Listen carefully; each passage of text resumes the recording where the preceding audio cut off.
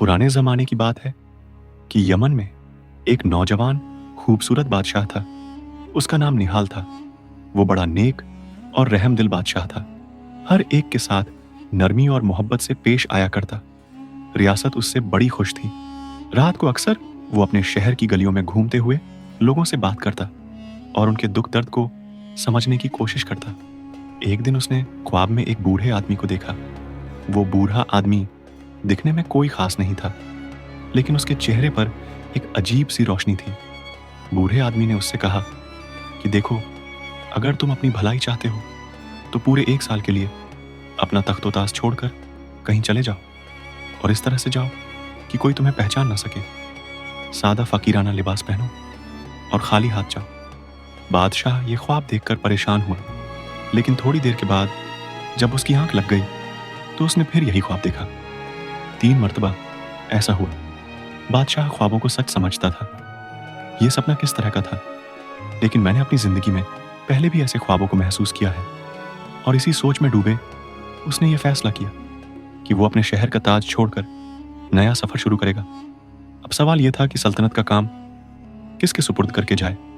बादशाह के 2 वजीर थे। उनमें एक का नाम रऊफ था। ये वजीर बड़ा ही दाना और सल्तनत और हुकूमत के कामों को खूब समझता था। बादशाह को हमेशा नेक मशवरे दिया करता था। अगर किसी वक्त बादशाह कोई गलत काम करना चाहता तो वो उसे फौरन रोक देता था। दूसरा वजीर बड़ा खुशामदी था। उसका काम बादशाह की तारीफ ही करना था। बादशाह दिल में इस वजीर को ज्यादा मुखलिस और खैरख्वाह समझता था। बादशाह ने दिल में फैसला किया कि इस खुशामदी वजीर को अपनी जगह तख्त पर बिठा दे। लेकिन रात को वो बूढ़ा बुजुर्ग आदमी ख्वाब में आकर बादशाह से कहा कि रऊफ को अपना जानशीन बना दो। बादशाह को चाहकर भी यही करना पड़ा। रऊफ को बुलाकर सारी बात सुना दी और सल्तनत का सारा काम उसके सुपुर्द करके चला गया। थोड़े दिन तो अपने ही मुल्क में फिरता रहा और एक लकड़हारे के साथ मिलकर लकड़ियां काटता रहा और अपना गुजारा करता रहा। आखिर उसने सोचा कि अपने मुल्क में रहना अच्छा नहीं है, किसी और जगह जाना चाहिए। अपने वतन से बाहर निकल गया और 8 महीने तक देश बदेश फिरता रहा। आखिरकार एक ऐसी विलायत में पहुंचा जो उसे बहुत पसंद आई। उसने इरादा कर लिया कि बाकी 4 महीने वहीं गुजार दे। एक दिन सुबह को जब वो जंगल की तरफ जा रहा था तो उसने देखा कि एक नक्कारची नगाड़ा बजाकर सब नौजवानों को शहर के बड़े मैदान की तरफ बुला रहा है। निहाल ने भी उधर का रुख किया। वहीं बहुत से लोग जमा थे। उसने लोगों से पूछा कि भाइयों, क्या मामला है कि यहां इतनी भीड़ है। लोगों ने कहा कि हमारे शहर के अमीर की 4 लड़कियां हैं, बड़ी खूबसूरत हैं। वो आज यहां आएंगी और नौजवानों में से अपना अपना शौहर चुन लेंगी। ये बातें हो ही रही थीं कि चारों शहजादियां शाही लिबास पहने मैदान में निकल आईं। उनमें से हर एक के हाथ में एक सफेद रुमाल था जिस पर शहजादी का नाम लिखा हुआ था। चारों ने इधर उधर घूमना शुरू कर दिया कि अपनी पसंद का शौहर चुन ले। बड़ी लड़की ने अपना रुमाल वजीर के बेटे की तरफ फेंकी, दूसरी ने एक दौलतमंद सौदागर लड़के की तरफ और तीसरी ने सरकारी कहजांची के बेटे की तरफ। चौथी लड़की, जो सबसे छोटी थी, बड़ी अक्लमंद थी। उसके अक्लमंद कहे या अल्लाह ने उसके दिल में डाल दिया। उसने न दौलत की परवाह की, न शक्ल ओ सूरत की। उठाकर अपना रुमाल एक मैले कुचैले नौजवान की झोली में डाल दिया। लोग दौड़कर उधर गए कि आखिर ये है कौन जिसे शहजादी ने पसंद किया है। देखते क्या है कि एक अजनबी है, उसके हाथ में कुल्हाड़ी है। ये वही परदेसी बादशाह निहाल था। शहर का अमीर अपनी पहली 3 बेटियों से बहुत खुश था, लेकिन इस चौथी बेटी का फैसला उसे पसंद न आया। लेकिन वो शहजादी बहुत खुश थी। निहाल जो कुछ कमाकर लाता वो भी बड़ी नेमत समझकर खुशी खुशी दिन गुजारती। चौथी बेटी का फैसला शहर के अमीर को हरगिज पसंद न आया। उसे यकीन नहीं हो रहा था कि उसकी लाडली, जिसकी परवरिश उसने ताजों और जेवरों के बीच की थी, उसने एक मैले कुचैले फकीर से निकाह कर लिया। अमीर की नजर में निहाल सिर्फ एक मामूली लकड़हारा था, न खानदान, न दौलत, न रुतबा। उसका गुस्सा दिन ब दिन बढ़ता गया। गुस्से में अंधा होकर अमीर ने सोचा, अगर ये लड़की मेरी बात नहीं मानेगी तो मैं हालात को ऐसा बना दूंगा कि वो खुद ही उस फकीर को छोड़ने पर मजबूर हो जाए। उसने गांव के बड़े बड़े सरदारों, ताजिर और हुक्काम से बातें की। एक एक करके सबको अपने साथ मिला लिया। जुल्म की इमारत अब तामीर होने लगी थी। निहाल जहां रोज सुबह जंगल जाकर लकड़ियां काटता था, वहां अब चौकीदार भेज दिए जाते और उससे कहा जाता, ये जंगल अब तिजारती इलाका है, यहाँ आम लोगों का आना मना है। जो भी उससे सौदा लेता उसे धमकियां मिलती। और जब निहाल सब्र के साथ फिर भी अपने हाल में लगा रहा, तो उस पर चोरी का इल्जाम लगा दिया गया। एक दिन सुबह सवेरे कुछ सिपाही निहाल के झोंपड़े में घुसे। बिना कोई सवाल किए उसे बांध लिया गया। शहजादी चीख पड़ी, ये जुल्म है, ये इंसाफ नहीं। मगर कौन सुनता? अमीर की आंखों में अब सिर्फ अपनी इज्जत और शान का नशा था। निहाल को अंधेरी कोठरी में डाल दिया गया। न कोई रोशनी, न हवा, बस 4 दीवारें और एक दरवाजा जो सिर्फ जंजीरों की आवाज में खुलता था।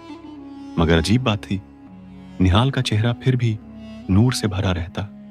हर रात वो आंखें बंद कर लेता और वही बूढ़ा आदमी उसके ख्वाब में आता, कहता, सब्र कर निहाल, तूने बादशाहत छोड़ी थी इंसानियत के लिए, अब अल्लाह तुझे वो देगा जो तख्त से कहीं बड़ा है। शहजादी हर दिन, हर रात जेल के बाहर बैठी रहती। वो हर ताना, हर ठोकर, हर आंखों की हिकारत झेलती, मगर उसका ईमान डगमगाया नहीं। लोग धीरे धीरे ये देखने लगे कि जिसको झूठा कहा गया था वो सच्चाई के लिए रोज कुर्बान हो रहा है, और जिसने सब कुछ पाया था वो जुल्म और गुरूर में डूब रहा है। उधर शहजादी अब शहर की गली गली घूमकर लोगों से फरियाद करने लगी थी। लोग उस पर हंसते थे। शहजादी अब थक चुकी थी, मगर हार मानना उसके बस की बात नहीं थी। दिन भर दर दर फिरना, लोगों से इंसाफ की भीख मांगना। उस दिन वो शहर के चौराहे पर खड़ी थी, आंखों में आंसू, हाथों में दुआ और जबान पर सिर्फ एक ही नाम, निहाल। उसी वक्त एक काफिला शहर में दाखिल हो रहा था और उनके साथ था एक खास मेहमान, यमन की सल्तनत का वजीर ए आजम रूफ। अब वो खुद बादशाह बन चुका था, मगर तिजारत और अमन के फैसलों के सिलसिले में वो इस शहर आया था। जब रूफ की नजर उस सादा लिबास में खड़ी शहजादी पर पड़ी, उसके चेहरे पर कुछ जाना पहचाना सा असर दिखा। वो ठिठक गया। शहजादी की बेबसी, उसके चेहरे का उजाला, कुछ तो था जो उसे रोक गया।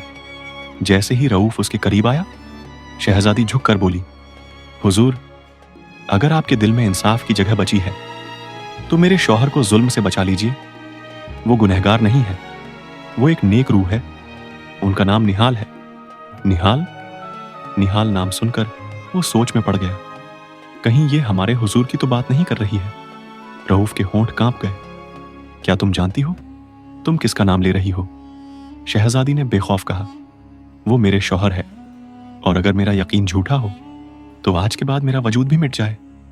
रऊफ की आंखें भर आईं। उसे वो रात याद आ गई जब निहाल ने अपना ताज छोड़कर सफर का इरादा किया था। वही निहाल जिसके लिए उसने तख्त संभाला था।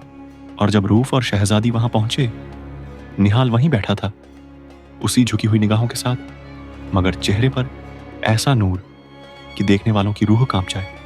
रऊफ निहाल को देखकर खौफ में आ गया, बोला, हुजूर, आपका यह हाल किसने किया, बताइए मुझे, मैं उसको मौत की सजा दूंगा। निहाल ने कहा, रुक जाओ रऊफ। शहजादी ये सब सुनकर हैरान थी। बादशाह निहाल को हुजूर बोल रहा है। तब वो पूछती है, निहाल तुम कौन हो? तब निहाल ने बताया कि यहाँ का सुल्तान मैं हूं। फिर वो अपने ख्वाब के बारे में बताता है। पूरे 1 साल के लिए अपना तख्तो ताज छोड़कर जाना होगा। आज उस साल की आखिरी रात है। जब सुबह होती है, सब वहीं मौजूद थे। निहाल का राज सब पर खुल गया था। निहाल की बीवी की खुशी की तो इंतहा न थी। अब सफर का साल भी गुजर चुका था, तो निहाल और उसकी बीवी अपने तख्त पर बैठते हैं। अमीर के सामने निहाल की पहचान सामने आई थी। वो निहाल और अपनी बेटी से माफी मांगता है। मैंने अपनी ताकत का गलत इस्तेमाल किया और तुम दोनों पर जुल्म किया, मुझे माफ कर दो। निहाल दिल बड़ा करके अमीर को माफ कर देता है। निहाल की सल्तनत और बड़ी हो चुकी थी। लोगों के दिल में उसकी इज्जत और वकार बहुत ज्यादा बढ़ चुका था। वक्त बीतता गया।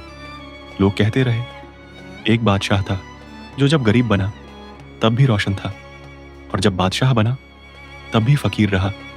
दोस्तों, उम्मीद है कि आपको आज का यह वाकया पसंद आया होगा।